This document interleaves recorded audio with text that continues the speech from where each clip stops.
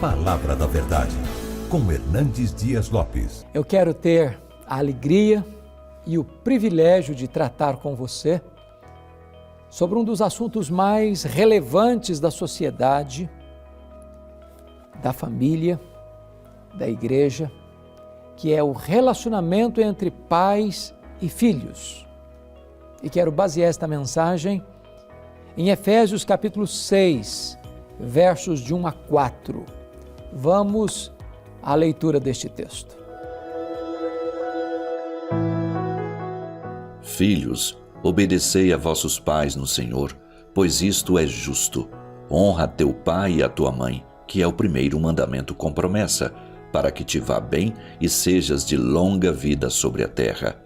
E vós, pais, não provoqueis vossos filhos a ira, mas criai-os na disciplina e na admoestação do Senhor.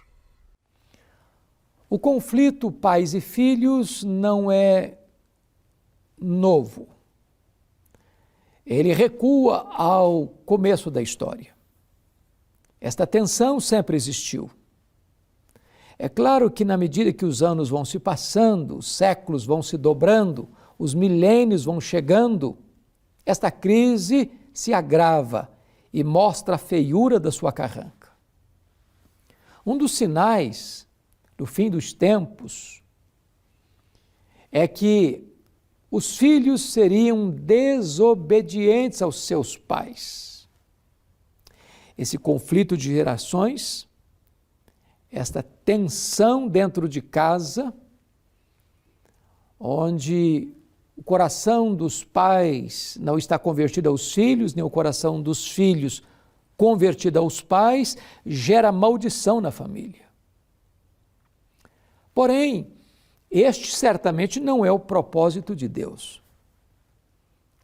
E esse texto que acabamos de ouvir trata desta matéria, regula este assunto, pavimenta o caminho de um relacionamento harmonioso e saudável entre pais e filhos.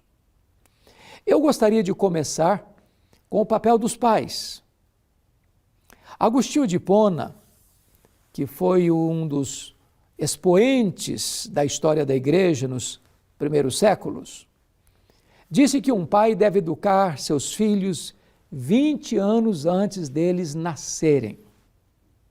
A vida que levamos hoje, ou você jovem está levando agora, já deu start, o começo, o início, nesse processo da educação de seus filhos que virão amanhã. E então o texto bíblico é claro, e vós pais, e aqui a palavra pais é uma referência específica aos homens, aos maridos, aos pais. Diz assim, não provoqueis vossos filhos a ira. Um pai pode provocar o seu filho, a sua filha, os seus filhos a ira, quando este pai não é coerente, requerendo uma coisa dos filhos, mas não sendo exemplo para eles naquilo que se requer dos filhos. É quando ele diz, faça o que eu mando, mas não faça o que eu faço. O exemplo não é apenas uma forma de ensinar, é a única forma eficaz de fazê-lo. Os pais provocam os filhos a ira quando eles não colocam as normas claras, o que pode e o que não pode. Não há uma clareza entre direitos e responsabilidades. Os filhos ficam à deriva, sem saber o que fazer. Os pais provocam os filhos a ira quando são injustos com os filhos, quando priorizam um filho em detrimento do outro, quando comparam um filho com o outro, quando exigem dos filhos o mesmo desempenho, quando podem exigir apenas o mesmo empenho. E desta maneira favorece um filho em detrimento do outro. Isso produz, certamente, ira nos filhos, predileção, favorecimento. Mas o texto prossegue e diz, E vós, pais, não provoqueis vossos filhos a ira, mas criai-os na disciplina e na admoestação do Senhor. Bom, criar filhos não é brincadeira, não é brincadeira. Há muitos pais hoje que são adultos apenas na idade cronológica, a gente chamaria isso de adultescência, adultos adolescentes. Há pais hoje que querem ser apenas amigos dos filhos, mas não querem assumir o papel de pais, do ensino, do confronto, da exortação, da disciplina, dos limites. Talvez para compensar a ausência, talvez para compensar a falta de atenção, de prioridade, então substituem presença por presentes, então querem sempre agradar os filhos para ficarem bem na foto com os filhos, mas abrem mão do seu papel de líderes do lar, de educadores, para criar os filhos na disciplina, na admoestação do Senhor. A ideia aqui de criar na disciplina e na admoestação é que filhos precisam de limites. Filhos precisam saber o que pode e o que não pode, o que deve e o que não deve, o que faz e o que não faz. Os filhos precisam de normas, balizas. Que hora sai, que hora chega, aonde vai, com quem vai, o que vai fazer. É mais fácil deixar. É mais fácil não se importar. Custa menos não confrontar. Mas esta lassidão, este afrouxamento, mais tarde vai custar um preço muito alto para esses filhos. Então o papel dos pais é criar os filhos na disciplina e na admoestação do Senhor. A palavra admoestação vem de uma palavra grega muito interessante, que é o confronto verbal. É o bate-papo, é a conversa, é o olho no olho. É sentar e conversar. Há muitos pais que não conversam com os filhos. Há muitos pais que não dialogam com os filhos. Há muitos pais que não olham nos olhos dos filhos para dizer, meu filho, isso, aquilo outro. Olha, não faça isso, o meu filho faz aquilo outro. Meu filho siga esse caminho, meu filho não siga aquele outro caminho. Os pais precisam ter essa autoridade para olhar nos olhos, para confrontar, falar a verdade em amor. Os filhos precisam se sentir protegidos pelos pais, eles precisam ser os conselheiros mais importantes, mais achegados. Os pais precisam ter tempo para os filhos. Porque já imaginou o filho dizer, pai, eu preciso falar com você, não tem tempo, meu pai me ajuda aqui nos deveres da coisa, não, procura o seu coleguinha, mas o telefone toca, o pai corre para atender o telefone e gasta meia hora. Então os nossos filhos precisam ter prioridade na nossa vida, na nossa agenda, no nosso tempo. Precisamos criar pontes de contato com o coração dos nossos filhos, se queremos amanhã que eles busquem a nós, porque hoje, quando os filhos são pequenos, eles choram para ficar conosco. Amanhã, mais tarde, os pais vão chorar para ficar com os filhos. Invista hoje para você colher amanhã.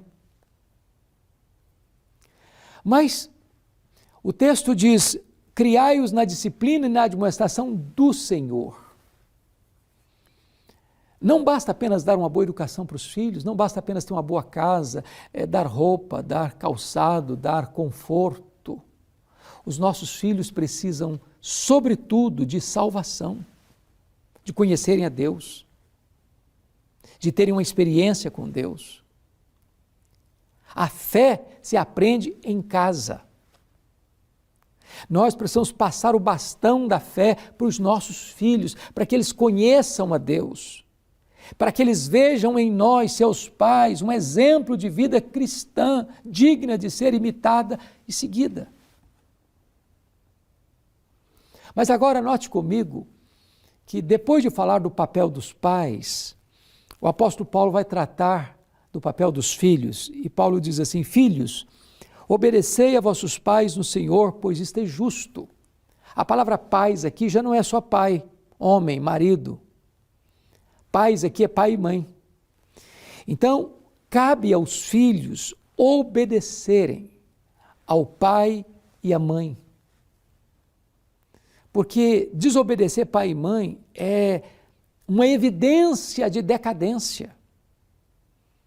Quando a família está confusa, conflituosa, em pé de guerra, quando não há paz na casa, quando não há harmonia no lar, quando o diálogo morre, quando a frieza gelada toma conta da comunicação, quando a hostilidade assume o trono da família, esta família vira uma família disfuncional. Uma família disfuncional vai gerar uma sociedade violenta. Porque o que é a sociedade? O que é a nação, senão a somatória das suas famílias? Se nós queremos uma pátria livre, uma pátria bem-sucedida, próspera, nós temos que ter lares bem estruturados. É a célula mãe, a célula máter da sociedade, é a família. É por isso que os filhos precisam obedecer pai e mãe.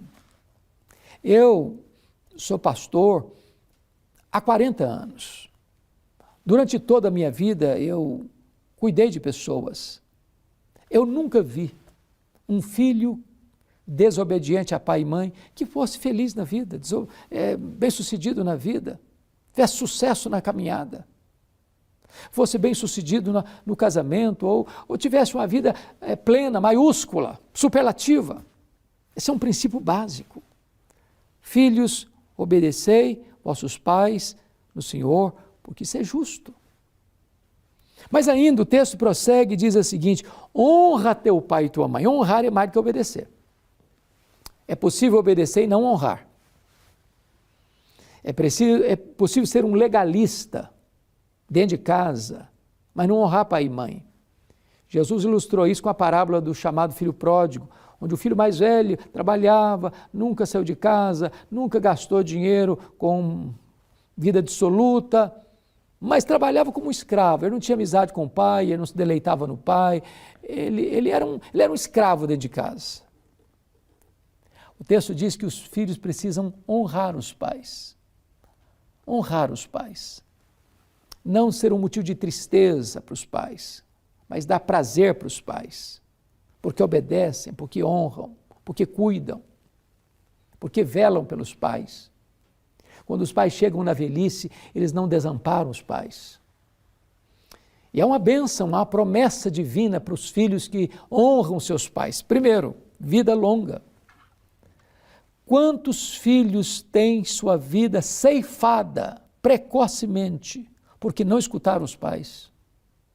Se envolveram com amizades erradas, frequentaram lugares errados, fizeram coisas erradas, por não ouvirem pai e mãe. Segundo, o texto diz que quando você honra pai e mãe, não apenas você tem uma vida longa, mas você tem uma vida próspera e feliz. A bênção de Deus vai acompanhar você. É a bênção de Deus que enriquece e com ela não tem desgosto. É Deus quem fortalece as nossas mãos para adquirirmos riquezas. Riquezas e glórias vêm de ti, diz a Bíblia. Então, quando você honra seu pai e sua mãe, você tem a bênção de Deus, você tem vida, você tem prosperidade, você tem uma vida bem-aventurada. Agora, eu faço uma pergunta: como é que está o clima lá na sua casa? Como é que você trata seus pais? Como é que você se relaciona com seus filhos? Qual foi a última vez que vocês sentaram ao redor da mesa para bater um bom papo? Qual foi a última vez que você procurou seu pai e sua mãe para pedir um conselho, uma orientação? Qual foi a última vez que você teve liberdade de abrir o coração para o seu pai e para a sua mãe pedindo conselho? Qual foi a última vez que você sentou com seu filho, com a sua filha, para dar uma orientação na vida pessoal, emocional, profissional, espiritual? Está na hora de nós revertermos este quadro da crise familiar, priorizarmos a nossa casa, a nossa família, cuidarmos da nossa família com todo amor, com todo zelo. porque nenhum sucesso que a gente alcance fora dos portões compensará o fracasso dentro dos portões. Nossa família é o nosso maior patrimônio, nossa maior riqueza. Nossos filhos são a nossa maior herança. Conviver e honrar pai e mãe é um dos grandes privilégios que você tem, jovem, que está aí me escutando. Deus abençoe sua vida. Deus abençoe seu lar. Deus abençoe você, pai, você, mãe, você, filho, você, filha. Que a sua casa seja uma fonte de vida, um lugar de prazer e deleite. Eu quero orar com vocês. Deus amado, eu quero te agradecer pela tua palavra e quero te pedir, Deus, agora